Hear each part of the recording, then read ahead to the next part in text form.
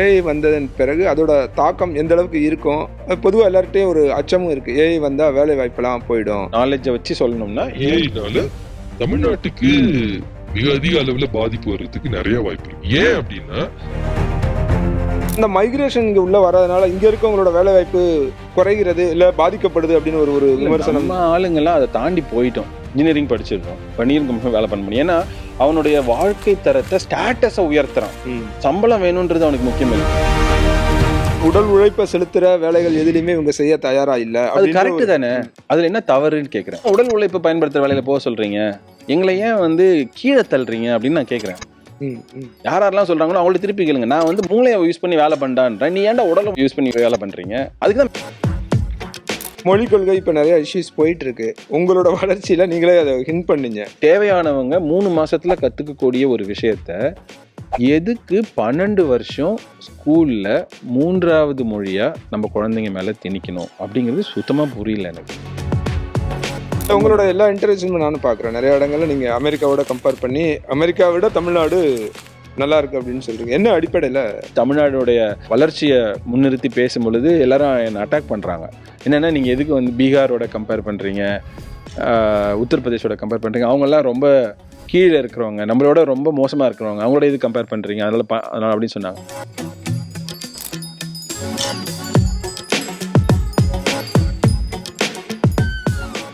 மொழி கொள்கை இப்போ நிறைய இஷ்யூஸ் போயிட்டு இருக்கு. உங்களோட வளர்ச்சியில நீங்களே அதை ஹிண்ட் பண்ணீங்க. இந்தி மேல ஒரு தெரிஞ்சோ தெரியாமல ஒரு அவர்சன் இருந்திருக்கு அப்படின்னு.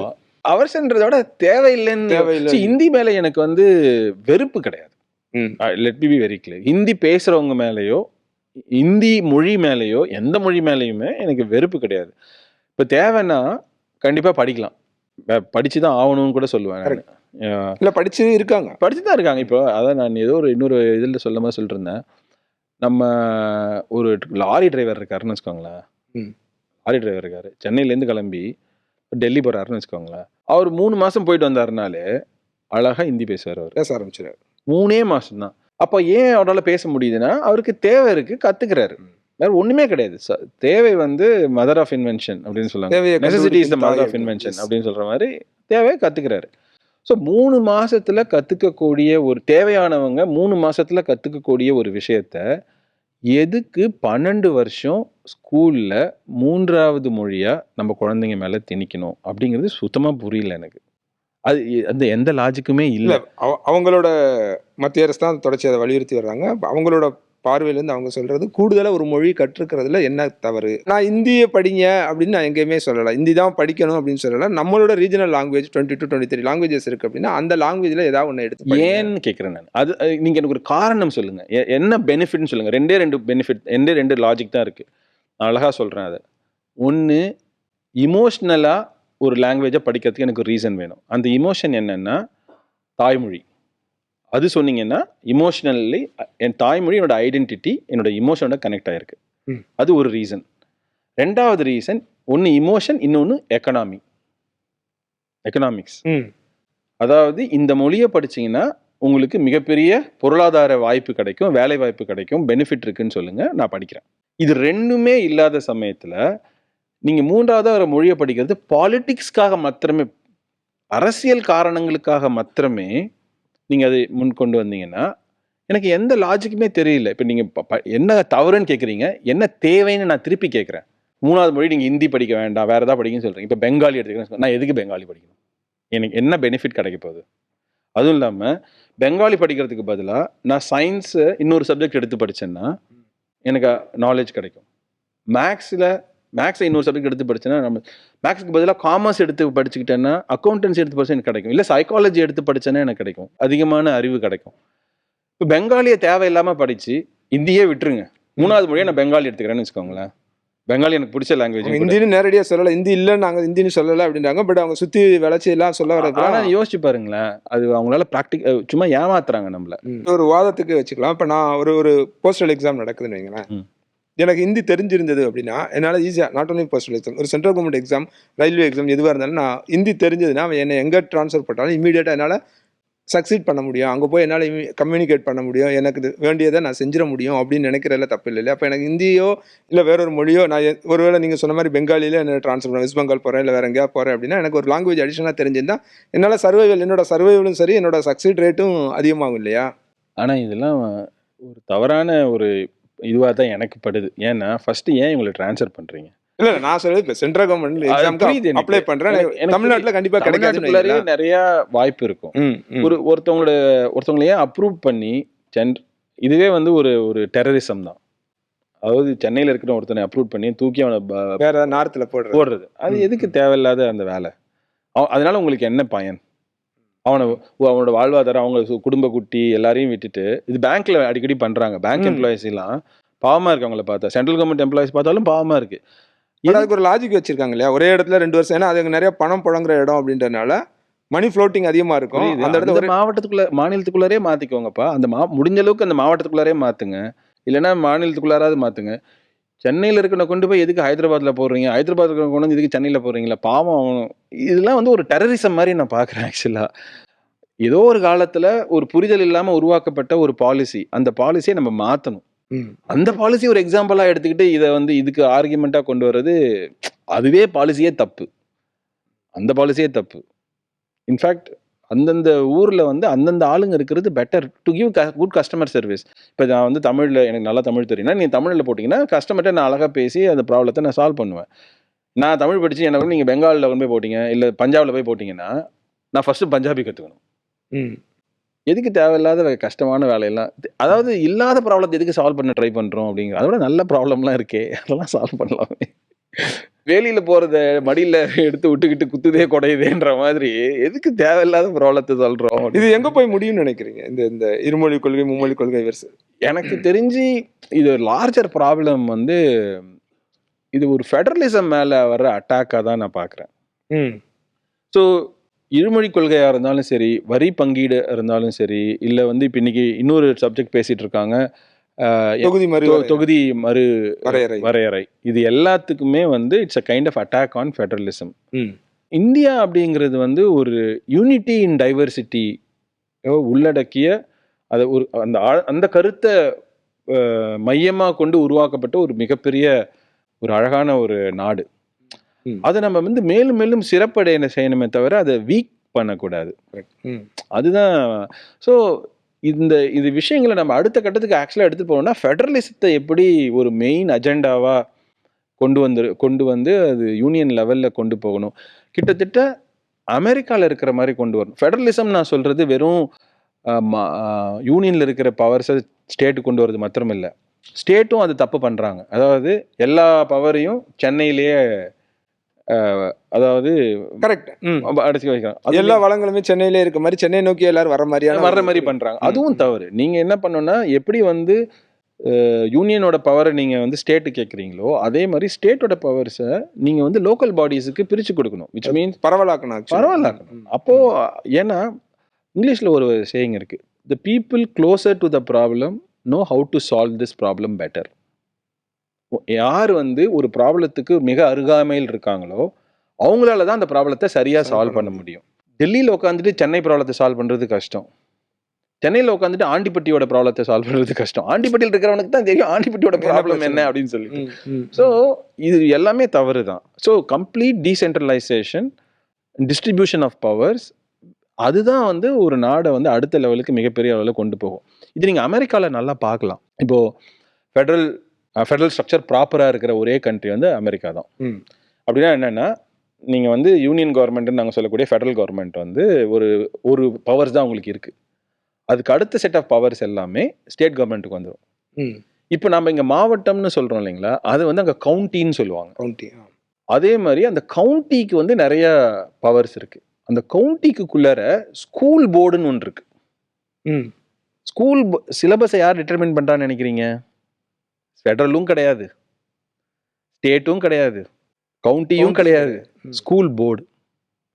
அந்த ஸ்கூல் போர்டு அளவுக்கு அந்த பவரை வந்து அத்தாரிட்டியை பிரித்து கொடுத்துருக்காங்க. அதாவது இந்த ஸ்கூலில் ஒரு கம்யூனிட்டியில் இருக்குன்னா அந்த ஸ்கூலுக்குன்னு ஒரு ஸ்கூல் போர்டு இருக்குது. அந்த ஸ்கூல் போர்டோட சிலபஸை அந்த ஸ்கூலோட சிலபஸை அந்த ஸ்கூல் போர்டு டிட்டர்மின் பண்ணும். அப்போ அந்த ஸ்கூல் போர்டில் யார் மெம்பராக இருப்பாங்கன்னா அதுக்குன்னு எலெக்ஷன்லாம் வச்சு அந்த பேரண்ட்ஸ் டீச்சர்ஸ் எல்லாம் ஒன்றா சேர்ந்து இந்த ஸ்கூல் போர்டை ஃபார்ம் பண்ணுறாங்க. அங்க என்ன தேவை இருக்கோ அதற்கேற்ற அப்போ அந்த மக்கள் என்ன இருக்காங்களோ அவங்களுக்கு என்ன தேவையோ அதை அவங்க கரெக்டாக பண்ணுறாங்க. ஸோ அந்த 4 லெவல் அளவுக்கு அவங்களால பிரித்து கொடுக்க முடியுது. உங்களோட எல்லா இன்டர்வியூஸும் நானும் பார்க்குறேன். நிறைய இடங்கள்ல நீங்க அமெரிக்காவோட கம்பேர் பண்ணி அமெரிக்காவை விட தமிழ்நாடு நல்லா இருக்கு அப்படின்னு சொல்றீங்க. என்ன அடிப்படையில?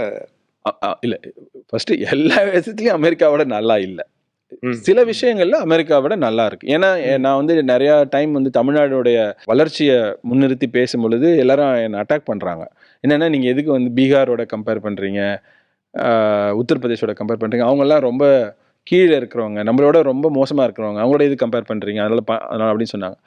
அதனால நான் வந்து கொஞ்சம் என்ன பண்ண ஆரம்பிச்சேன்னா, யூரோப்பியன் கண்ட்ரீஸ் இருக்கு இல்லைங்களா, ஸ்காண்டினேவியன் கண்ட்ரீஸ்ன்னு சொல்லுவாங்க, நார்டிக்ஸ், நார்வே, டென்மார்க், ஸ்வீடன், இந்த மாதிரி கண்ட்ரீஸு, நெதர்லாண்ட்ஸ், இந்த மாதிரி கண்ட்ரீஸோடையும் யூஎஸோடையும் கம்பேர் பண்ண ஆரம்பித்தேன். அப்படி கம்பேர் பண்ணும்போது தான் சில குறியீடுகளில் தமிழ்நாடு வந்து அவங்களோட ரொம்ப நல்லா பண்ணுறோம். உதாரணத்துக்கு கிராஸ் என்ரோல்மெண்ட் ரேஷியோ அப்படின்னு சொல்லக்கூடிய ஹையர் எஜுகேஷன் ஜிஆர், இதை முதல்ல இந்த ஜிஆர் என்ற வார்த்தையை பிரபலப்படுத்தின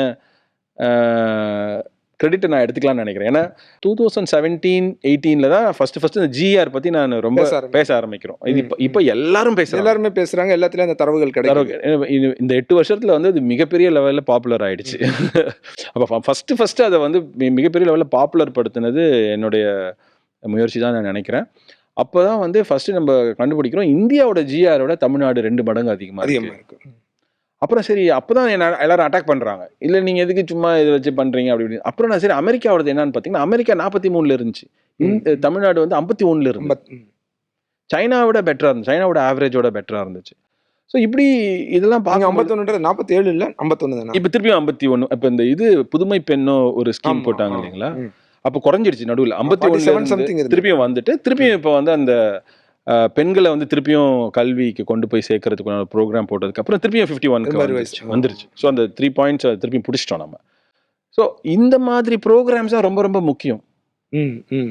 ஆக்சுவலாக நம்ம உண்மையாலுமே கம்பேர் பண்ண வேண்டியது இந்த காலகட்டத்தில் அமெரிக்கா கூட கிடையாது, உண்மையாலுமே கம்பேர் பண்ண வேண்டியது சைனா தான். ஏன்னா நிறைய பேருக்கு சரியாக தெரிய மாட்டேங்குது, சைனா வந்து அமெரிக்காவோட 25 வருஷம் அட்வான்ஸாக போயிட்டான். இன்னைக்கு என்ன நிலைமையில் இன்னைக்கு வந்து 2025 அமெரிக்கா இருக்குன்னு வச்சுக்கோங்களேன், நீங்கள் இன்னைக்கு சைனா போய் பார்த்தீங்கன்னா 2045 இருக்கான்.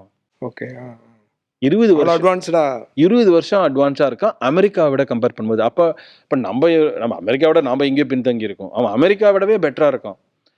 அப்போ நீங்கள் போய் பார்த்தீங்கன்னா ஏன்னு போய் பார்க்கணும். சைனாவை ஏன் ஃபர்ஸ்ட், சைனா வந்து ஃபுல்லாக ஏத்திஸ்ட் கண்ட்ரி, அவங்களுக்கு பெரும்பாலும் கடவுள் நம்பிக்கையே கிடையாது சைனாவுக்கு. அப்போ அவங்க என்ன பண்ணுறாங்கன்னா, அவங்களோட எனர்ஜி எல்லாமே பார்த்தீங்கன்னா முழுக்க தன் மேலே நம்பிக்கை வைக்கிறாங்க. கடவுள் நம்பிக்கைன்றது நான் கடவுள் நம்பிக்கை இருக்கிறவங்க மேலே அட்டாக்லாம் பண்ணல, கடவுள் நம்பிக்கைங்கிறது ஒரு எஸ்கேபிசம் மாதிரி பார்க்குறேன்.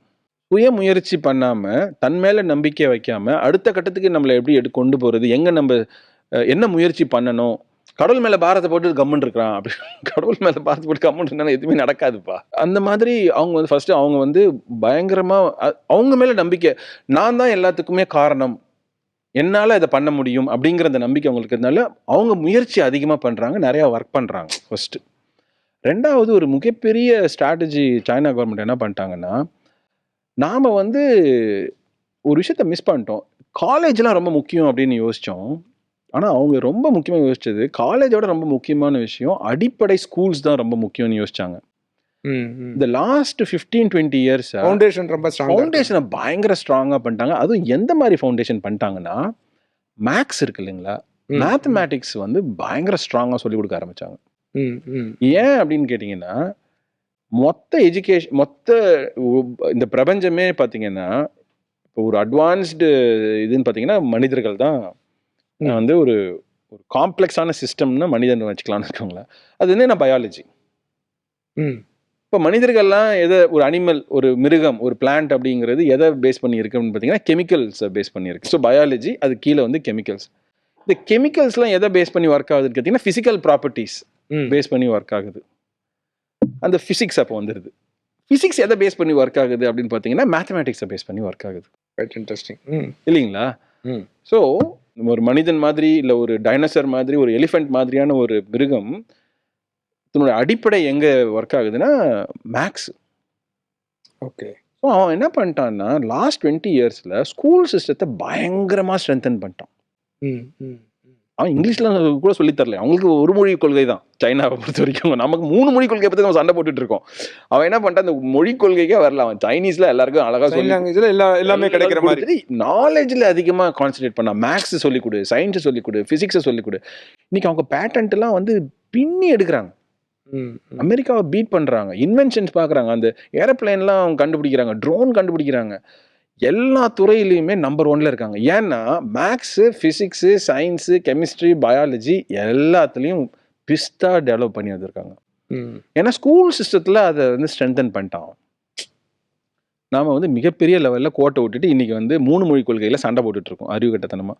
ஆக்சுவலாக இட்ஸ் ரியலி வெரி டிசப்பாயிண்டிங். ஏன்னா எங்கே நம்ம ஃபோக்கஸ் பண்ணமோ அதை விட்டுட்டு தேவையில்லாத விஷயத்தில் நம்ம வந்து ஃபோக்கஸ் பண்ணிட்டு இருக்கோம். இப்போ மத்திய அரசு கொண்டு வந்திருக்க புதிய கல்விக் கொள்கை அதில் நிறையா தமிழ்நாடு கவர்மெண்ட்டே சொல்லியிருக்காங்க. அதில் நல்ல விஷயங்கள்லாம் நாங்கள் கரெக்ட் தான். அப்படியே முழுமையாக எடுத்துக்கிட்டோன்னா கூட அதில் எல்லாம் நல்ல நல்ல சாதகமான அம்சங்கள் என்னென்ன இருக்கோ அதெல்லாம் எடுத்துக்கிறோம் அப்படின்னு சொல்கிறாங்க. ஆனால் இன்னொரு தரப்புல இருந்து தொடர்ச்சியாக ஒரு விமர்சனம் வைக்கப்படுறது, அது குலக்கல்வி முறையை ஊக்குவிக்கும் வகையில் இருக்குது அப்படின்னு சொல்கிறாங்க. நீங்கள் எப்படி அதை பார்க்குறீங்க? அதில் என்ன ஓகே, அது இன்டென்ஷன் என்னன்னு தெரியல. ம் ம் என்ன பயமாக இருக்குது அப்படின்னு கேட்டிங்கன்னா, நாம் வந்து சமூக நீதியை முன்னிறுத்தி தமிழ்நாட்டை ஒரு கடந்த 60-70 வருஷமாக வேற திசையிலே நம்ம வளர்ந்துட்டோம். தமிழ்நாடு வந்து இன்னைக்கு இந்தியாவிலே நம்பர் 1 மாநிலம். ஃபர்ஸ்ட் அதை எஸ்டாப்ளிஷ் பண்ணிடலாம். இதில் வந்து அன்டிஸ்பியூட்டபிள் ஃபேக்ட். குஜராத், மகாராஷ்டிரா அதெல்லாம் கிடையாது. தமிழ்நாடு இஸ் அ நம்பர் 1 மாநிலம். என்ன சார் ஊர் உலகமே வந்து குஜராத் மாடல்ன்றாங்க, அப்படிலாம் இல்லையா? கிடையாது. ஒரே ஒரு தரவு மாத்திரம்தான், யாரை வேணா போய் எடுத்து வர சொல்லுங்க. என்னன்னா median per capita income. Per capita income தெரியும், மீடியன் ஆவரேஜ் கிடையாது.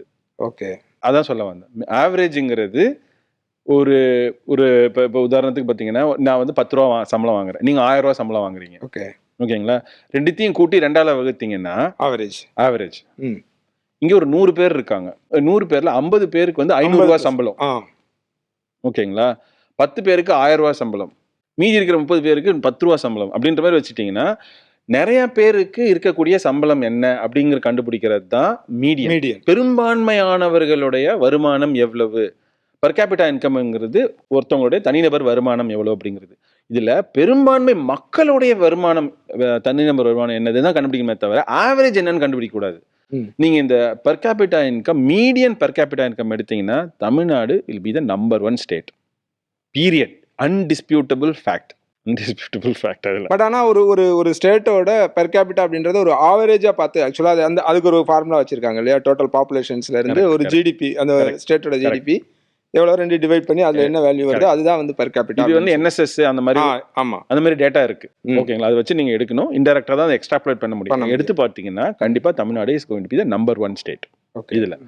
ஸோ அப்படின்னா தமிழ்நாடு நிறைய விஷயங்களை நல்லா பண்ணியிருந்தால் மாத்திரம்தான் இந்த நம்பர் 1 இடத்துக்கு வர முடியும். அப்படின்னா நம்ம லாஸ்ட் 60-70 வருஷமா பண்ண விஷயங்கள்ல எல்லாமே பெட்டர்ன்னு நான் சொல்ல வரல ஃபர்ஸ்ட். ஆனா பெரும்பான்மையான விஷயங்கள் மற்ற மாநிலங்களை கம்பேர் பண்ணும்பொழுது நம்ம கரெக்டா பண்ணியிருக்கிறதுனால மாத்திரம்தான் மற்ற மாநிலங்களை விட நம்மளுடைய பர் கேபிட்டா இன்கம் அதிகமா இருக்கு. Very simple logic. ஓகேங்களா? அதுல வந்து எந்த டிஸ்பியூட்டுமே வர வேண்டிய அவசியம் இல்லை. அப்படிங்கிற பட்சத்துல அதுக்கு முக்கியமான ஒரு அடிப்படை வந்து சமூக நீதி தான். சமூக நீதிங்கிறது என்ன அப்படின்னு கேட்டீங்கன்னா, எல்லாருக்கும் தேவையான கல்வி, எல்லாருக்கும் தேவையான வேலை வாய்ப்பு, இவ்வளவுதான். ரொம்ப சிம்பிள். அனைவருக்கும் அந்த கல்வியை கொண்டு போய் சேர்க்கிறது, அனைவருக்கும் வந்து வேலை வாய்ப்புகளை உருவாக்கி கொடுக்கறது. ஏன்னா இல்லைன்னா என்ன ஆகுதுன்னா, மற்றவங்களாம் கூலி தொழிலாளியாவோ இல்லை படிக்காத தற்கொலையாவோ பழைய காலத்துல நம்ம இருந்தோம். அதெல்லாம் மாறிடுச்சு. இந்த புதிய கல்விக் கொள்கையில் என்ன ப்ராப்ளம் வருதுன்னா, என்ன ஃபியர் இருக்கு அப்படின்னு சொன்னீங்கன்னா, 5ஆவதுலேயே பப்ளிக் எக்ஸாமு, 3ஆவதுலேயே பப்ளிக், இந்த மாதிரி ரொம்ப ரொம்ப சின்ன வயசுல வந்து எக்ஸாம் வச்சு அவனை ஃபெயில் பண்ண வச்சிட்டிங்கன்னா, பேரண்ட்ஸ் மைண்டில் நீங்கள் என்ன செட் பண்ணுறீங்கன்னா, இவன் வந்து படிக்கிறதுக்கு தகுதி இல்லாதவன், இந்த பையன் வந்து சரியாக படிக்க மாட்டான். இல்லை, இதை இப்படி பார்க்கலாமா? அது சரியா இருக்குமா? இப்போ நான் 5ஆவதுலேயே பரீட்சை வைக்கிறேன், இல்லை பப்ளிக் எக்ஸாம் வைக்கிறேன், இல்லை 3rd ஸ்டாண்டர்ட்லேயே பப்ளிக் எக்ஸாம் வைக்கிறேன் அப்படின்னா, நான் என்ன புரிஞ்சுக்கிறேன், இல்லை பேரண்டாக வந்து ஐயோ படிக்கலைன்னா நம்ம பாஸ் ஆக முடியாது, அப்போ நமக்கு கண்டிப்பாக படிச்சாகணும் அப்படின்ற ஒரு மனநிலை அவங்களுக்கு வராதா? அது ஒரு சின்சியாரிட்டி அதில் வராதா? ஒரு டிசிப்ளின் வராது அதுல. ஆனா ரொம்ப சின்ன வயசுல அது பண்ணக்கூடாது. நீங்க 11th 12th பண்றீங்க, அட்லீஸ்ட் அது ஓகே. ம். ஆனா சின்ன வயசுல நாலேஜ் தான் நம்ம வளர்க்கணும். நான் என்ன சொல்லுவேன்னா, என்னோட ஃப்ரெண்ட்ஸ் சில பேர்லாம் வந்து மாண்டிசரி ஸ்கூல்ஸ்ல போய் குழந்தைங்கள போட்டிருக்காங்க. 2, 3 விதமான எஜுகேஷன் மெக்கானிசம் இருக்கு. ஒண்ணு வந்து நம்ம சமச்சீர் இருக்கு, சிபிஎஸ்இ இருக்கு. அப்புறம் இன்னொன்னு மாண்டிசரி ஸ்கூல்ஸ். மாண்டிசரி. மாண்டிசரி ஸ்கூல்ஸ்ல எக்ஸாமே கிடையாது. ம். ஹோம்வொர்க்கும் கிடையாது. ஒரு விதமான செய்முறை பாடம் தான். ப்ராக்டிகலா Practical. Activity based learning, yes. Case study based learning, activity based learning, experiential learning, life skills learning. இதான் அவங்க சொல்லித் தர்றாங்க. அந்த குழந்தைங்களுடைய இன்டெலிஜென்ஸை போய் பாருங்க. அவங்களுக்கு எக்ஸாமே கிடையாது. எவ்வளோ பிரில்லியண்டா அவங்க வந்து வாழ்க்கையை எப்படி அவங்களால அணுகிறது அப்படிங்கிறது அவங்களுக்கு ரொம்ப பியூட்டிஃபுல். வாழ்க்கை கல்வி. ம். ஸோ அதுதான் நமக்கு தேவையே தவிர எக்ஸாம் பேஸ்டு கல்வி, எக்ஸாமை யூஸ் பண்ணி ஒருத்தனுடைய அறிவை திறன் பண்ற அந்த முறையே கூட தவறு. ஸோ அதையே நம்ம கொஸ்டின் பண்ணலாம். You got to go back to first பிரின்சிபிள்ஸ்ன்னு சொல்லுவாங்க. அடிப்படை விஷயங்கள்ல நம்ம ஸ்ட்ராங்காக இருக்கணும். ஸோ வாழ்க்கையை அணுகிறதுலையும் அதாவது கேஸ் ஸ்டடி பேஸ்ட் லேர்னிங், அதாவது ஆக்டிவிட்டி பேஸ்ட் லேர்னிங், இந்த மாதிரி விஷயங்களை நம்ம கொண்டு போகிறது பெட்டரே தவிர அது வந்து இந்த புதிய கல்வி கொள்கையில் கொஞ்சம் கம்மியாக இருக்கு. ஒரு ஆண்டர்பிரனரா நீங்க நிறைய நேரங்கள்ல நீங்க பேசின எல்லாத்துலயுமே தொடர்ச்சியா சொல்லிட்டே இருக்கீங்க. என்ன சொல்றீங்கன்னா ஆண்டர்பிரனர் தான், இன்ஃபேக்ட் சோல்ஜர் பார்டர்ல போய் நிக்கிற சோல்ஜரை விட ஆண்டர்பிரனர் ரொம்ப முக்கியம் இல்ல, அவங்களுக்கு அதே ஈக்குவல் இம்பார்ட்டன்ஸ் அல்ல சிக்னிஃபிகன்ஸ் இருக்கு அப்படின்னு சொல்றீங்க இல்லையா? ஏன் ஆண்டர்பிரனர்ஸ் are new age freedom fighters. Yes. சரி, okay. New age freedom fighters. நம்மளோட எக்கானமில அவங்க என்ன மாதிரியான கான்ட்ரிபியூஷன் இருக்கு? ஒரு ஆண்டர்பிரனர் தான் எக்கானமி. ஏன்னா நிறைய பேருக்கு புரிதல் என்ன இருக்குன்னா, பழைய எக்கானமியில தான் வேலைகளை உருவாக்குறது கவர்மெண்டோட. அப்பெல்லாம் வேலைனாலே கவர்மெண்ட் வேலை தான். கரெக்ட். ஆமா, இல்லைங்களா? எல்லாமே வந்து கவர்மெண்டோட வேலை தான் இருக்கும். கவர்மெண்ட்ல தாசில்தார் ஆஃபீஸ்ல போய் வேலை பண்றது அப்படிதான் இருக்கும். டீச்சர், பேங்க் எல்லாமே கவர்மெண்ட் வேலை தான் இருக்கும்.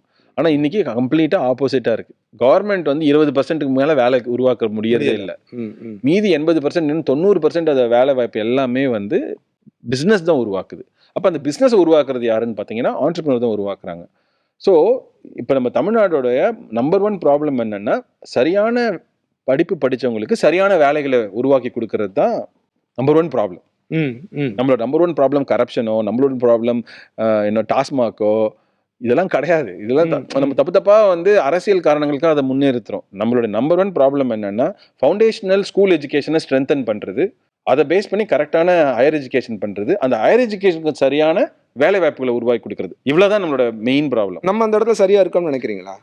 நம்ம வந்து மற்ற மாநிலங்களை கம்பேர் பண்ணும்போது பெட்டரா இருக்கும். பட் ஆனா இன்னும் நம்ம தொடர்ச்சியா இந்த இது பேசும்போது புறாமேவும் மற்ற மாநிலங்களை கம்பேர் பண்றது நம்ம கீழே இருக்க மாநிலங்களை மட்டுமே ஒப்பிட்டுக்கிறோமா? அப்படிதான். நம்ம தான் இந்தியால நம்பர் 1ல இருக்கோம். நம்பர் 1. சரி, இந்தியால நம்பர் 1 அன்எம்ப்ளாய்மெண்ட் ரேஷியோ நம்ம தான் கம்மி. நீங்க எந்த சமூக பொருளாதார குறியீடு எடுத்தீங்கன்னாலும் நாம தான் நம்பர் 1ல இருப்போம். உதாரணத்துக்கு நான் சொல்றேன், ஜிஆர்ல நம்ம நம்பர் 1 இருப்போம். ஓகேங்களா? இன்ஃப்ராஸ்ட்ரக்சர்ல நம்ம தான் நம்பர் 1ல இருப்போம். ஓகேங்களா? தொழில் மயமாக்கல்ல நம்ம தான் நம்பர் 1ல இருப்போம். நம்பர் ஆஃப் ஃபேக்டரிஸ்ல நம்ம தான் நம்பர் 1 இருப்போம். டிவி பெனிட்ரேஷன்ல நம்ம தான் நம்பர் 1ல இருக்கிறோம். ஏடிஎம் நம்பர் ஆஃப் ஏடிஎம்ஸ்ல நம்ம தான் நம்பர் 1ல இருக்கிறோம். இன்டர்நெட் பெனிட்ரேஷன்ல நம்ம தான் நம்பர் 1ல இருக்கோம். அர்பனைசேஷன்ல நம்ம தான் நம்பர் 1ல இருக்கோம். நீங்க எந்த குறியீடு வேணா எடுத்துன்னு வாங்க.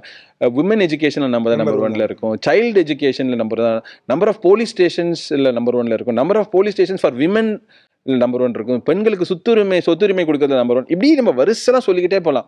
தமிழ்நாடு வந்து எல்லா விஷயத்திலும் ஒரு முன்னணி மாநிலமா இருந்திருக்குன்னு வச்சுக்கோங்க. இதுக்கெல்லாம் என்ன காரணம் நீங்க நினைக்கிறீங்க? ஐடியாலஜி தான். நம்மளோட ஐடியாலஜி வேற. Inclusivity versus exclusivity. ஷார்ட்டா சொல்லணும்னா டிராவிடியன் ஐடியாலஜி அப்படிங்கிறது இன்க்ளூசிவிட்டி.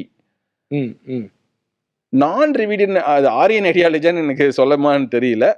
மற்ற ஐடியாலஜிஸ் என்ன சொல்லுதுன்னா எக்ஸ்க்ளூசிவிட்டி.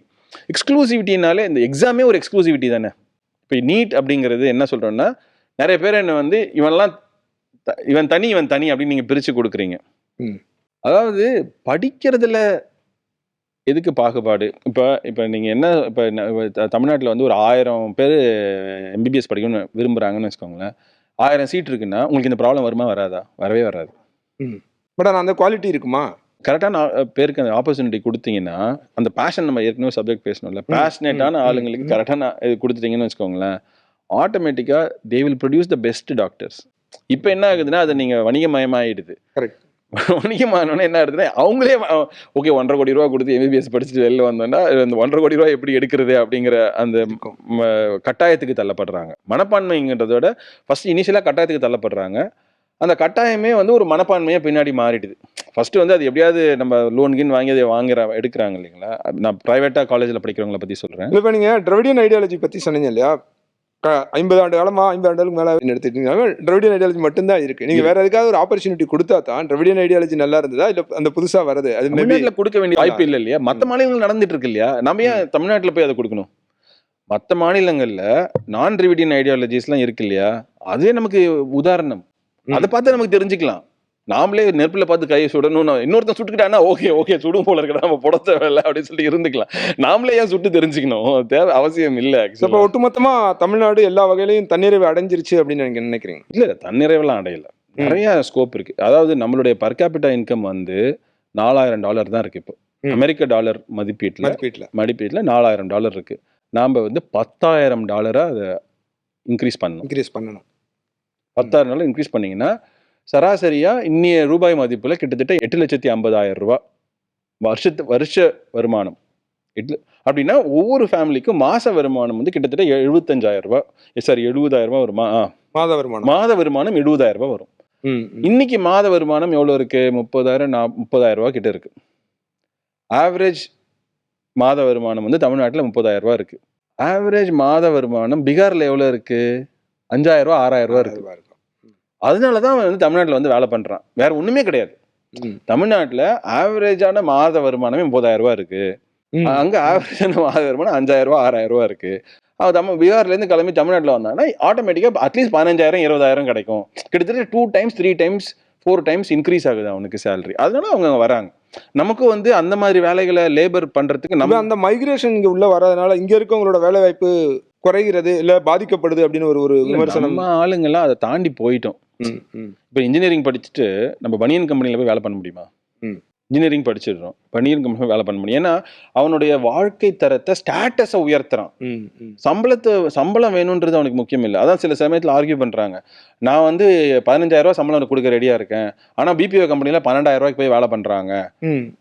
இல்ல, அவன் 3,000 கம்மியா கூட ஒர்க் பண்ண ரெடியா இருக்கான். ஆனா அவன் பிபிஓ கம்பெனில வேலை பண்ணும்போது அவனுடைய சமூக அந்தஸ்து இருக்கு இல்லைங்களா, வேற லெவலுக்கு போகுது. அவன் ஊர்ல போனீங்கன்னா அவனை வேற மாதிரி மதிப்பான். பனியன் ஃபேக்டரியில் வேலை பண்ணீங்கன்னா உன்னை கூலி தொழிலாளி மாதிரி தான் பார்ப்பான். 3,000 உனக்கு எக்ஸ்ட்ரா கிடைக்கும். ஆனால் நீங்கள் ஒரு சாஃப்ட்வேர் கம்பெனிலையோ ஒரு ஐடி கம்பெனிலையோ ஒரு ஐடி எனேபிள்டு சர்வீசஸ்ன்னு சொல்லக்கூடிய பிபிஓ கம்பெனியில் ஒர்க் பண்ணீங்கன்னா நீங்கள் வந்து ஒரு கண்ணாடி மாளிகை உள்ள மாதிரி ஒரு கம்பெனியில் ஒர்க் பண்ண ஆரம்பிக்கிறீங்க. ஆனால் இனிஷியலாக தான் 12,000 இருக்கும். நீங்கள் ஒரு 4 வருஷம் கழிச்சு பார்த்தீங்கன்னா அவன் 50,000 சம்பளத்துக்கு வந்துடுவான். ஆனால் இந்த பனியன் கம்பெனியில் வந்து இன்னைக்கு 15,000 அதிகமாக இருக்கிற மாதிரி 3,000 அதிகமாக இருக்கும். ஆனால் அவன் 15,000 தான் இருப்பான். 16,000 ஆகும், 17,000 ஆகும், 18,000 ஆகும். அவனால் பெரிய லெவலில் முன்னேற முடியாது. ஸோ அவனுக்கு அந்த தெளிவு இருக்குது. அதனால தான் அவன் வந்து இந்த பனியன் கம்பெனியில் போய் வேலை பண்ணுறதுக்கு அவன் ரெடியாக இல்லை. இந்த மாதிரி வேலைகளை பண்ணுறதுக்கு ரெடி ஆகலை. இதுதான் விமர்சனமாக ஆகுது. அதாவது உடல் உழைப்பை செலுத்துகிற வேலைகள் எதுலையுமே இவங்க செய்ய தயாராக இல்லை. அது கரெக்டு தானே? அதில் என்ன தவறுன்னு கேட்குறேன். உடல் உழைப்பை செலுத்து, நான் வந்து என்ன சொல்கிறேன்னா மூளையை பயன்படுத்துகிற வேலையில் நம்ம போகலாம். நீங்கள் ஏன் உடல் உழைப்பை பயன்படுத்துகிற வேலையில் போக சொல்கிறீங்க? எங்களை ஏன் வந்து கீழே தள்ளுறீங்க அப்படின்னு நான் கேட்குறேன். யாரெல்லாம் சொல்கிறாங்களோ அவங்கள திருப்பி கேளுங்க. நான் வந்து மூளையை யூஸ் பண்ணி வேலை பண்ணுறான்றேன், நீ ஏன்டா உடலும் யூஸ் பண்ணி வேலை பண்ணுறீங்க? அதுக்கு தான் மிஷின் வந்துருச்சு. அது லேசினஸ், சோம்பேறித்தனம் அப்படின்ற அதெல்லாம் வந்து தேவையில்லாத ஒரு வாதம். இல்ல, பல காலத்துல வந்து மாடுக்கு பதிலாக மனுஷன் தான் இதுவே பண்ணான், உழவுக்கே பண்ணாம இல்லைங்களா? அப்ப மனுஷனை தூக்கிட்டு மாடு போட்டோம், ஒரு மாடை தூக்கி டிராக்டர் போட்டோம். அப்ப அதுவே தப்பான்னு சொல்ல முடியுமா? அப்ப மனுஷனே கடைசி வரைக்கும் உடல் உழைப்பிலே பண்ணிக்கலாமா? இப்போ நீங்க சோஷியல் மீடியால நிறைய வீடியோஸ் பார்த்துருக்க முடியும். இப்போ நான் வந்து பிஇ படித்தேன், இவர் வந்து பிஇ படித்தார், ஆனாலும் கூட பார்த்தீங்கன்னா உப்பளம் போட்டு பெருசாக சக்ஸஸ் பண்ணியிருக்காரு. பெரிய பெரிய டிகிரி முடிச்சுப்பாங்க, பெரிய இடத்துல நல்லா படிச்சிருந்துருப்பாங்க. அவங்க ஏதாவது ஒரு வேலையை பார்த்து அதை சக்ஸஸ் பண்ணதை ஒரு பெரிய ஸ்டோரியாகவும் அது சோஷியல் மீடியாவில் கொண்டாடப்படுறதையும் பார்க்குறீங்க. கரெக்ட். இதை எப்படி புரிஞ்சுக்கிறீங்க? அது ஓகே தான். அது ஒரு குழப்பம் என்னன்னா, படிச்சுட்டு அவங்க பிஸ்னஸ் ஆண்டர்பிரினர்ஷிப் சைடு போகிறாங்க. படிச்சுட்டு வேலைக்கு போகிறது, படிச்சுட்டு நாலேஜ் சம்மந்தப்பட்ட வேலைக்கு போகிறது பெட்டர். படிச்சுட்டு பிஸ்னஸ் ஸ்டார்ட் பண்ணுறது வேலைக்கு போகிறத விட பெட்டர். அதில் செலிப்ரேட் பண்ணுறதுல தப்பு கிடையாது. நான் என்ன சொல்ல, அது ஒரு தவறான முன்னுதாரணமாக இருமா. நான் படித்ததுக்கு தொடர்பான வேலைக்கு போகாமல் இந்த வேலையை எடுத்துகிட்டு நான் இவ்வளோ படிச்சுட்டு இந்த வேலையை போய் பார்க்கணுமா, இதை பார்த்து இதை ஒரு பெருமையா பேசணுமா அப்படின்ற ஒரு ஒரு இல்ல. பார்வை இருக்கு இல்லையா? இல்லை, ஆக்சுவலாக பார்த்தீங்கன்னா ஒரு பிஸ்னஸை ரன் பண்ணுறதுங்கிறது அந்த படிச்சுட்டு வேலையை விட காம்ப்ளெக்ஸான வேலை. ம் ம் இப்போ நான் வந்து ஒரு லட்சம் எலக்ட்ரானிக்ஸ் படிச்சிட்டேன்னு வச்சுக்கோங்களேன். ஓகேங்களா? Okay. எலக்ட்ரானிக்ஸ் படிச்சுட்டேன். எலக்ட்ரானிக்ஸ் கம்பெனியில் போய் வேலைக்கு பண்ண போகிறேன். இதுக்கு வந்து ஒரு சில அறிவு தேவைப்படுதுன்னு வச்சுக்கோங்களேன். ஆனால் நான் எலக்ட்ரானிக்ஸ் வேலைக்கு போகாமல் லெட்ஸே நான் வந்து வேற ஏதோ ஒரு கம்பெனி ஸ்டார்ட் பண்ணிட்டேன். ம் இப்போ மில்கி மிஸ்ட் மாதிரி ஒரு பால் மில்கி மிஸ்ட் என்னோட நண்பர் தான் வச்சுக்கோங்க. சரி, பால் தயாரிக்கிற நான் கம்பெனி பண்ணிட்டேன்னு வச்சுக்கோங்களேன். பட் இந்த பாலில் உருவாக்குற கம்பெனி இருக்கு இல்லையா, அதை கிரியேட் பண்ணுறது இந்த எலக்ட்ரானிக்ஸ் கம்பெனியில் போய் வேலை பண்ணுறதை விட 1000 மடங்கு காம்ப்ளெக்ஸான ப்ராப்ளம். ம் ஸோ அதை பண்ணுறதுல வந்து தவறே கிடையாது. ஏன்னா is trying to solve even more complex problem then working for an electronics company. So அதனால அது ஒரு அடுத்த கட்டத்துக்கு மிகப்பெரிய அளவில் போகிறதுக்குண்டான வாய்ப்பு தான். அதை செலிப்ரேட் பண்ணலாம். ஆனால் இவங்க என்ன சொல்கிறாங்கன்னா, நீ இன்ஜினியரிங் படிச்சிட்டப்பா, நீ ஏன் போயிட்டு கம்மியான வேலைக்கு வந்து மூளையை யூஸ் பண்ணி வேலை பண்ணுறேன்னு நினச்சிட்டு இதில் வேலை பண்ணுற, நீ வந்து பனியன் கம்பெனியில் வேலை பண்ணு. நீங்கள் இன்னைக்கு கீழே தானே தள்ள பார்க்க ட்ரை பண்ணுறீங்க, நான் மேலே போகிறத பற்றி பேசிகிட்டு இருக்கேன். அதுதான் எனக்கு பிரச்சனையாக படுது. ஒரு ஆண்டர்பிரனராக நான் உருவாகணும்னு நினைக்கிறேன் அப்படின்னா நீங்கள் என்ன சஜஷன் கொடுப்பீங்க? என்னெல்லாம் பண்ணணும், என்ன தெரிஞ்சிருக்கணும்? ஃபஸ்ட்டு வந்து ஆண்டர்பிரினர்ஷிப் வந்து நிறைய பேருக்கு இப்போ இருக்கிற சுச்சுவேஷனில் நிறையா ஃபேக் பிராண்ட் பில்டிங், ஃபேக் இதெல்லாம் நிறைய சோஷியல் மீடியாவில் இருக்குது, இன்ஸ்டாகிராமில். அவங்கள்ட்டேருந்து நீங்கள் விலகி நில்லுங்க ஃபஸ்ட்டு. எப்படி அதை ஐடென்டிஃபை பண்ணுறது? இவர் ஒரிஜினல், இவர் ஃபேக் அப்படின்னு நான் எப்படி தெரிஞ்சுக்கிறேன்? ரொம்ப சிம்பிள். ஜென்ரலாக ஒரிஜினல் ஒரு சரியான உதாரணமாக இருக்கிறவங்க, அவங்க வந்து சோஷியல் மீடியாவை நம்பி இருக்க மாட்டாங்க.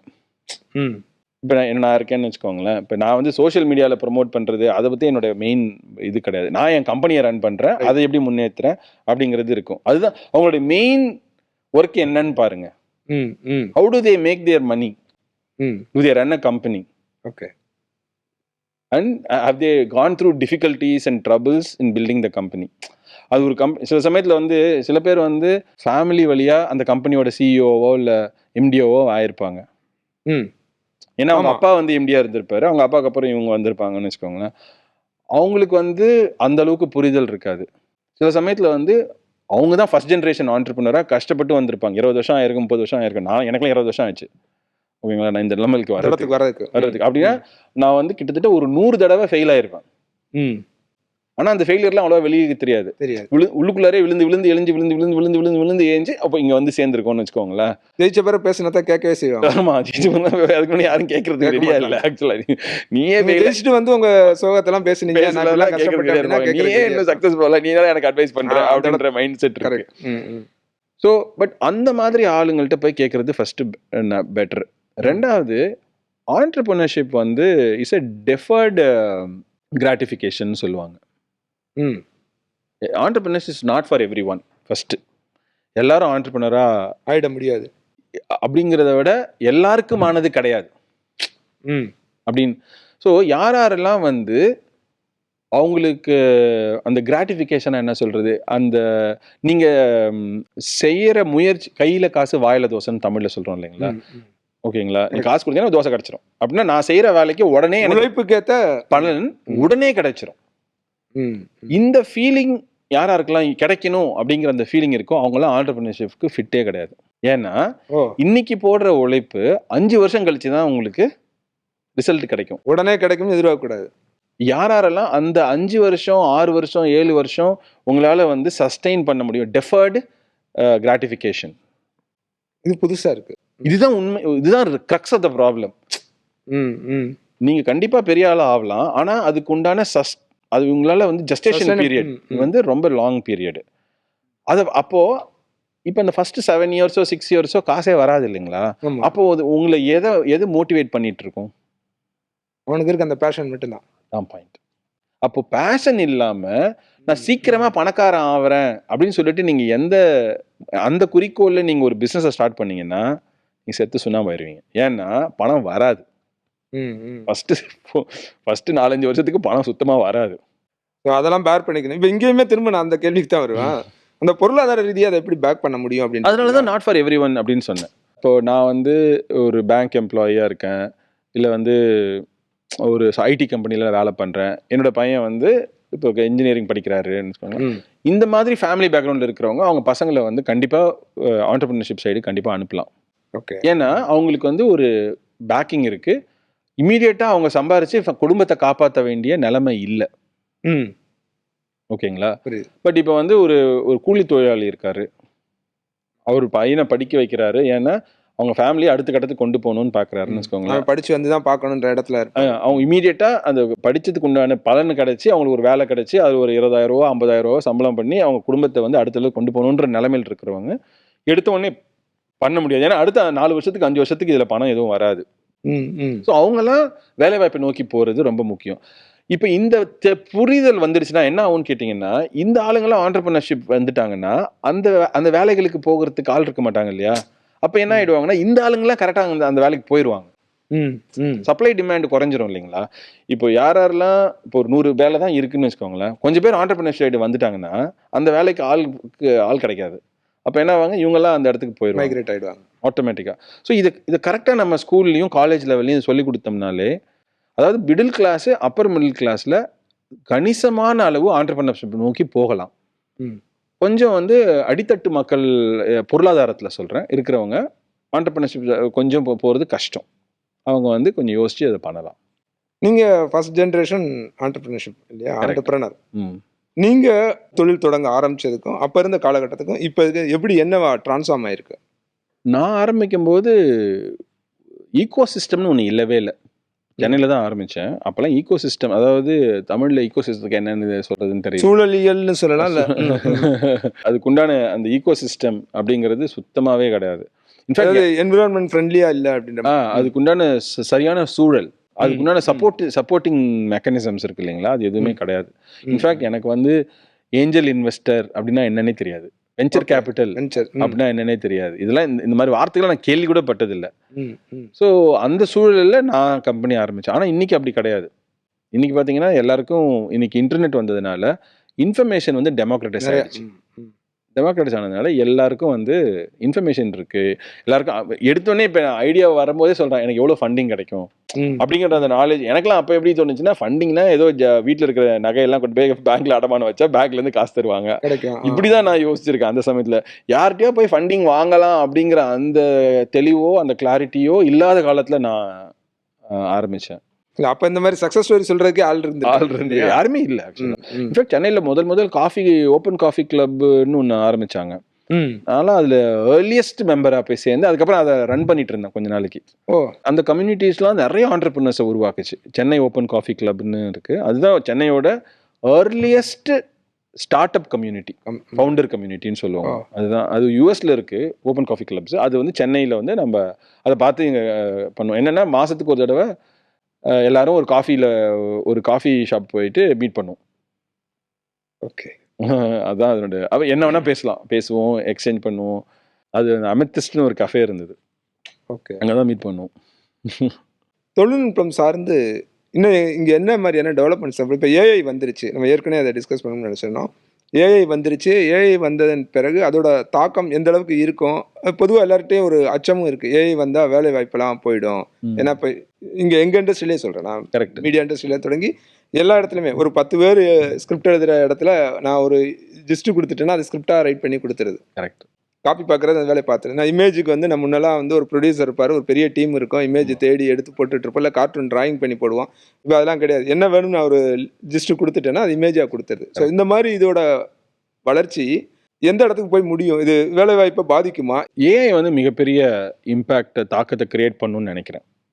பழைய கம்ப்யூட்டரைசேஷனில் சொன்ன ஆர்குமெண்ட்டு இவங்க திருப்பி ரிப்பீட் பண்ண முடியுமான்னு தெரியல. இப்போ இருக்கிற நாலேஜை வச்சு சொல்லணும்னா ஏஐனால தமிழ்நாட்டுக்கு மிக அதிக அளவில் பாதிப்பு வர்றதுக்கு நிறையா வாய்ப்பு இருக்குது தமிழ்நாட்டை பொறுத்த வரைக்கும். ஏன் அப்படின்னா, நாம் தான் அதிகமான லெவலில் இன்ஜினியரிங் காலேஜஸ்ஸு கம்ப்யூட்டர் சயின்ஸை வந்து ஒரு பிரதானமான ஒரு வாழ்க்கை கம்ப்யூட்டர் இன்ஜினியராக ஆகிறதான் ஒரு வாழ்க்கை முறையாகவே நம்ம கற்பிச்சுக்கிட்டு இருக்கோம். ஆனால் இப்போ என்ன ஆகுதுன்னு கேட்டிங்கன்னா, ஏஐ வந்ததுனால ப்ரோக்ராமிங் வந்து ஏஐ வந்து ரொம்ப சிம்பிளிஃபை பண்ணுது. குறிப்பாக இந்த ஃப்ரெஷர்ஸ்ன்னு சொல்லக்கூடிய freshers first year 1 year experience 2 years experience அந்த லெவலில் இருக்காங்க இல்லையா, அவங்களுடைய வேலை வாய்ப்பை வந்து அதுவே பண்ணிடுது. அவங்களோட வேலையை அதுவே பண்ணிடுறதுனால பண்ணிடுது. நிறைய இப்போ ஃப்ரெஷர்ஸோட அந்த ஜாப் ஹையரிங்னு சொல்லுவாங்க இல்லையா, கேம்பஸ் ரெக்ரூட்மெண்ட் சொல்லுவாங்க இல்லையா, அது வந்து மிகப்பெரிய லெவலில் இம்பாக்ட் ஆக போகுது. அதனால தான் நான் ஏற்கனவே சொன்ன பாயிண்ட்டுக்கு இது ரொம்ப ரிலேட்டட். ம், ம். நீங்கள் பேஷன் நோக்கி குழந்தைகளை வளர்த்தீங்கன்னா அவங்க வாழ்க்கையில் எப்படியாவது வென்றுவாங்க. ம். நீங்கள் வந்து வேலை வாய்ப்பை நோக்கி குழந்தைகளை வந்து கண்டிஷன் பண்ணீங்கன்னா நாளைக்கு என்ன வேலை வரும், நாளைக்கு என்ன வேலை இருக்காதுன்னே நமக்கு தெரியாது. அவங்களால அதை அட்ஜஸ்ட் பண்ணிக்கவே முடியாது. ஏன்னா நம்ம ஃப்யூச்சர் வந்து பயங்கர டைனமிக்காக இருக்க போகுது. ஸோ இந்த சேஞ்ச் ரொம்ப முக்கியம். இது ஒரு சமூக மாற்றம். ம், ம். முக்கியமாக பேரண்ட்ஸ் மத்தியில் ஒரு மிகப்பெரிய மாற்றம் தேவைப்படுது. அவங்களோட குழந்தைகளை வாழ்க்கையை ரன் பண்ணுறதுக்கு உண்டான தயார் நிலைப்படுத்துறது முக்கியமே தவிர வேலையை வாங்குறதுக்கு உண்டான தயாரிப்பை வந்து நம்ம பண்ணுறோம். அணுகிறதுக்கு உண்டான அவங்க தயார்படுத்துறீங்கன்னா அதில் வேலைங்கிறது ஒரு பார்ட் தான். அதை அவன் ஃபிகர் அவுட் பண்ணிடுவான். ஏன்னா you are solving a figure problem for him. அவன் ஆட்டோமேட்டிக்காக அந்த வேலையை வாங்குறது அவன் பார்த்துக்குவான் அப்படிங்கிறது நம்ம ஒரு கவர்மெண்ட்டா அவங்களோட ரோல் இதுல என்னவா இருக்கும்? நீங்க சொல்றது பேரண்டா அவங்க பண்ண வேண்டியது. கவர்மெண்ட் என்ன பண்ணணும்னு நினைக்கிறேன், நிறைய அக்ரிகல்ச்சர்ல சொல்லுவாங்கல்ல, ஒரே நெல்லா போட்டு பண்ணாதீங்க, மாற்று பயிர்கள் போடுங்க யோசிங்கன்னு சொல்றேன். அதே மாதிரி தான் எஜுகேஷன்லயும் எல்லாரையும் கம்ப்யூட்டர் இன்ஜினியரா ப்ரொடியூஸ் பண்ணாதீங்க. You have to go and do counselling. Massive லெவல்ல எஜுகேஷன் அண்ட் கவுன்சிலிங் டைவர்சிஃபைடா ஸ்கில்ஸை டெவலப் பண்றது பெட்டர். தமிழ்நாடோட இன்னொரு வளர்ச்சிக்கு நம்ம ஏற்கனவே சொன்னோம் இல்லைங்களா, அது ரொம்ப முக்கியமான விஷயம் என்னன்னா, இப்போ கர்நாடகாவோட வளர்ச்சி பார்த்தீங்கன்னா முழுக்க ஐடியை சார்ந்தே இருக்கு. தமிழ்நாடு அப்படி கிடையவே கிடையாது. தமிழ்நாடு ஸ்ட்ராட்டஜி பயங்கரமான ஒரு அட்வான்டேஜ் என்னன்னா, ரிசெஷன் நம்மள பயங்கரமா அஃபெக்ட் ஆகாது. ஏன் அஃபெக்ட் பண்ணாதான் நம்ம வந்து கம்ப்ளீட்டா டைவர்சிஃபை பண்ணி வச்சிருக்கோம். இது இல்லைன்னா அது எலக்ட்ரானிக்ஸும் இருக்கு, நம்மள்ட்ட மேனுஃபேக்சரிங்கும் இருக்கு இல்லைங்களா, அப்புறம் ஆட்டோமொபைல் இருக்கு, அப்புறம் வந்து ஏதோ ஒண்ணுல சஸ்டெயின் பண்ண முடியும் அப்படின்ற, அப்புறம் லெதர் இருக்கு, அப்புறம் ஹெவி எக்யூப்மெண்ட்ஸ் இருக்கு. இப்படி வந்து எல்லா துறையிலையும் நம்ம வந்து டெவலப் பண்ணி வச்சிருக்கோம். அதனால ஏதாவது ஒரு துறை வந்து நம்மள வந்து அடி வாங்கினாலும் நம்ம மொத்தமா அடி வாங்க மாட்டோம். அந்த மாதிரி எஜுகேஷன்லையும் நம்ம டைவர்சிஃபை பண்ணணும். நம்ம ஸ்டூடெண்ட்ஸுக்கு சொல்லணும், எல்லா துறையிலையும் ஐடி மத்த தான் நல்ல ஜாபா அப்படிலாம் ஒன்றும் கிடையாது. எல்லா துறைகளிலும் மிக சிறந்த வேலைகள் இருக்கு. ஆக்சுவலா அதை நம்ம புரிஞ்சுக்கிட்டோம்னா we can be a winner. Dream Tamil Nadu, உங்களோட ட்ரீம் என்ன, எந்த இடத்துல இருக்கு? ட்ரீம் தமிழ்நாடு வந்து அஃப்கோர்ஸ் முதல்ல $1 trillion எக்கானமியை நம்ம தான் ப்ரப்போஸ் பண்ணோம். எனக்கு தெரிஞ்சு ஒரு தன்னார்வ நிறுவனம், நான் ப்ராஃபிட் ஆர்கனைசேஷன், இது வந்து ஒரு பாலிசி திங்க் டேங்க். ஓகேங்களா, அதனுடைய ஹிஸ்ட்ரியில ஆரம்பிச்சு 3 வருஷத்துல அந்த பாலிசி, ஒரு மிகப்பெரிய பாலிசி, $1 trillion மாதிரியான பாலிசியை கவர்மெண்ட் எடுத்து அடாப்ட் பண்ணி ஒரு மேசிவ் ரெகக்னிஷன் கொடுத்ததா சரித்திரமே இல்லை. ஆக்சுவலாக அந்த விதத்தில் வந்து நாங்கள் மிகப்பெரிய வெற்றி அடைஞ்சிட்டோம் அப்படின்னு நினைக்கிறேன். ஏன்னா 2021 இந்த கவர்மெண்ட் வரும்பொழுது அதை வந்து அஃபிஷியல் பாலிசியாக டிக்ளேர் பண்ணி 2030-31 வந்து அந்த 1 trillion அடையிறதை பற்றி பேசிகிட்டு இருக்காங்க. நிறைய ப்ரோக்ரஸும் நடந்துட்டு இருக்கு. கிட்டத்தட்ட இந்தியாவோட பொருளாதாரத்தை கம்பேர் பண்ணும்போது தமிழ்நாடோடைய growth ரேட் வந்து ரொம்ப அதிகம், 50% அதிகமாக இருக்கு. ஸோ நம்ம அது கிட்டத்தட்ட ஒரு 14% கிட்ட வந்தால் தான் அதை அடைய முடியும். அந்த 14% per annum growth பண்ணாதான் அதை அடைய முடியும். 2031 முடியுமான்னு தெரியல, பட் 2033 அநேகமாக $1 trillion எக்கானமி அடைஞ்சிருவோம் அப்படின்னு நான் நினைக்கிறேன். இதே கவர்மெண்ட் நீடிச்சா. தமிழ்நாட்டோட ஸ்பெஷாலிட்டி என்னன்னு கேட்டிங்கன்னா, பெரும்பாலான கொள்கைகளை வந்து கண்டினியூ, அவங்க சண்டை போட்டுக்குவாங்க. பாலிசி டெசிஷனாக என்ன எடுக்கிறோமோ அது கண்டினியூ ஆகிடும். பெரும்பாலுமா இப்போ அட்லீஸ்ட் இந்த கவர்மெண்ட் சில விஷயங்கள் ரொம்பவே நல்லா பண்ணிருக்காங்க. இந்த அம்மா உணவகம்லாம் கூட மூடலை, அப்படியே கண்டினியூ ஆகுது. நிறைய விஷயங்கள் வந்து ஏடிஎம்கே கவர்மெண்ட் பண்ணாதா இருந்தால் கூட பரவாயில்லன்னு சொல்லிட்டு அப்படியே கண்டினியூ பண்ணிட்டாங்க. சில சமயத்தில் ஏடிஎம்கே கவர்மெண்ட்டில் கொஞ்சம் தப்பாக பண்ணியிருக்காங்க, பட் மோஸ்ட்லி அதை கண்டினியூ பண்ணிடுவாங்க. இப்போ சத்துணவாக இருந்தாலும் சரி, எல்லாத்தையும் அது கண்டினியூ பண்ணிடுவாங்க. $1 trillion எக்கானமிலாம் மாற்றலாம் மாட்டாங்க கண்டிப்பாக. மாவட்ட அளவிலான வளங்கள் எல்லாமே சரியாக பயன்படுத்தியிருக்கோம், இல்லை பயன்படுத்திக்கிட்டு இருக்கோம்? இல்லை பண்ணலை. ஸோ மாவட்டங்கள், அதாவது நம்ம ஏற்கனவே சொன்ன மாதிரி இந்த இன்க்ளூசிவ் க்ரோத்தை பற்றி பேசணும் இல்லைங்களா. இப்போ நம்ம வந்து தமிழ்நாட்டில் எடுத்திங்கன்னா ஒரு 4-5 பெரிய நகரங்கள் இருக்கு. சென்னை, கோவை, அப்புறம் வந்து திருச்சி, மதுரை, இப்படி விட்டிங்கன்னா ஒரு 4-5 இருக்கு. இதை தாண்டி ஒவ்வொரு மாவட்டமும் அதனுடைய தலைநகரமும் சிறப்பாகணும். அப்போதான் அந்த மாவட்டத்தில் இருக்கிறவங்களுக்குலாம் அங்கேயே வேலை கிடைக்கும். அவங்களாம் எதுக்கு சென்னை கிளம்பி வரணும், தேவையில்லை. அந்தந்த ஊரில் ஒவ்வொரு மாவட்டமும், இப்போ கடலூர் இருக்குன்னு வச்சுக்கோங்களேன், கடலூர் டிஸ்ட்ரிக்ட் ஃபுல்லாக கடலூர் தான் ஹெட் குவார்ட்டர்ஸ்னா கடலூர் வந்து it has to be like Coimbatore.